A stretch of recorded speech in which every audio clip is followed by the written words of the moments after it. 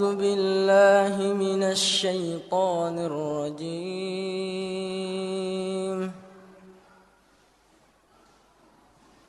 بسم الله الرحمن الرحيم.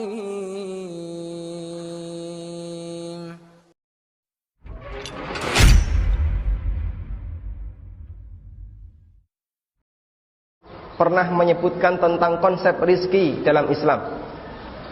Kata Nabi SAW, Inna ruhal kudus qad nafatha fi raw'i. Sesungguhnya Ruh Kudus. Siapa Ruh Kudus? Jibril alaihissalatu wassalam. Sesungguhnya Ruh Kudus, yaitu Jibril alaihissalatu wassalam, membisikkan dalam batinku. Dan ini salah satu cara malaikat menyampaikan wahyu kepada Nabi sallallahu alaihi wasallam. Bentuknya dalam bentuk membisikkan kepada hati Nabi sallallahu alaihi wasallam. Apa isi bisikannya? Innahu lan tamuta nafsun hatta tastawfiya rizqaha. Sesungguhnya tidak ada satupun jiwa yang mati kecuali dia telah menghabiskan semua jatah rizkinya.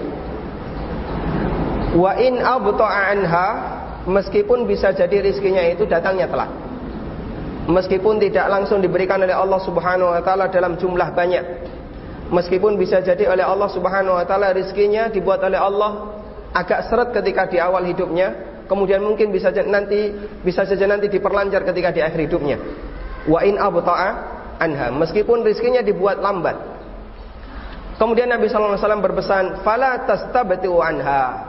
Karena itu janganlah kalian memiliki sifat istibta'. Bagaimana saran beliau?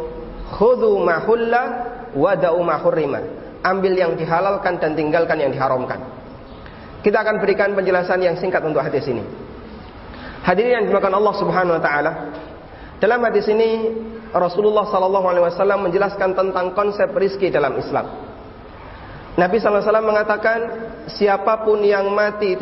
siapapun jiwa tidak akan mati sampai dia menghabiskan semua jatah rizkinya. Artinya siapapun yang hidup di muka bumi ini, jatah rizkinya telah dijamin oleh Allah Subhanahu wa ta'ala. Sehingga rumusnya, siapa yang hidup pasti punya rizki. Karena itu kalau ada orang yang mungkin dia sudah sangat tua, sering sekali bolak-balik masuk rumah sakit, kenapa dia nggak mati-mati? Karena jatah rizkinya belum habis. Terus gimana Pak caranya biar orang yang cepat mati?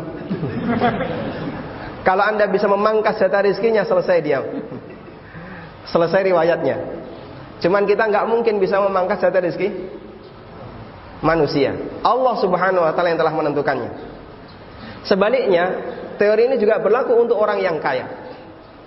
Sehebat apapun penghasilan orang yang kaya, sehebat apapun uang yang kita miliki, sebanyak apapun harta yang kita miliki, tidak akan bisa melebihi jatah rezeki kita yang telah ditetapkan oleh Allah Subhanahu wa taala.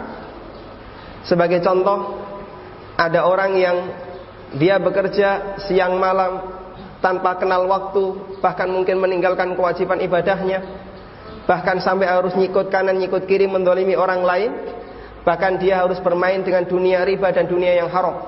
Dia membawa uang yang sangat banyak sekali, dia masukkan uangnya ke dalam rumahnya. Kira-kira kalau kita ditanya, apakah semua harta yang dia masukkan ke dalam rumahnya ini akan menjadi jatah rizkinya?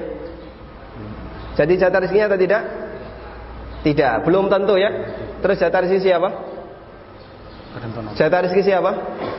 Mungkin kena orang lain, mungkin kena keluarganya, mungkin kena tetangganya, dan seterusnya.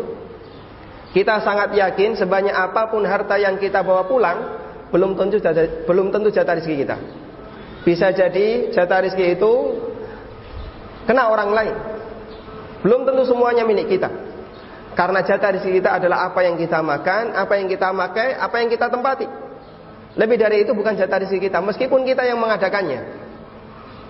Makanya bisa jadi ada orang yang bawa uang banyak, bahkan bisa jadi dari cara yang dilarang oleh syariat, dia bawa masuk ke dalam rumahnya, sampai di dalam rumah dia mati. Jatah rezeki siapa ini? Jatah rezeki siapa? Ahli warisnya. Siapa yang bahagia? Istrinya. Masa depan istrinya cerah, bisa dinikmati dengan suami barunya. Cemburu nggak ini mayit? Hadirin yang dimuliakan Allah Subhanahu wa taala. Karena itu sehebat apapun usaha manusia, dia tidak akan pernah bisa melampaui jatah rizkinya. Baik dia orang yang miskin maupun orang yang kaya, teori ini berlaku. Bahasanya tidak ada satupun jiwa yang mati kecuali dia telah menghabiskan semua jatah rizkinya. Ada salah satu kawan saya yang pernah bercerita, dia mengatakan dulu rumah saya itu atapnya asbes. Kalau siang kepanasan, kalau malam kedinginan. Sekarang walhamdulillah saya sudah punya banyak rumah. Dia seorang kontraktor. Dan rumah yang saya tempati itu lantai 2. Rumah saya tempati memiliki dua lantai. Kemudian dia mengatakan begini, belum tentu setahun sekali saya naik ke lantai 2. Jadi paling kesibukan dia setelah di kantor, sibuk melayani konsumen, sibuk melayani proyek. Setelah itu pulang, ketemu keluarga, masuk kamar, selesai.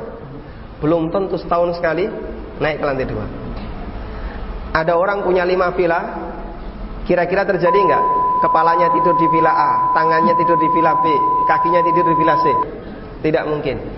Makanya sehebat apapun harta yang dimiliki oleh manusia, tidak akan melampaui jatah rizkinya.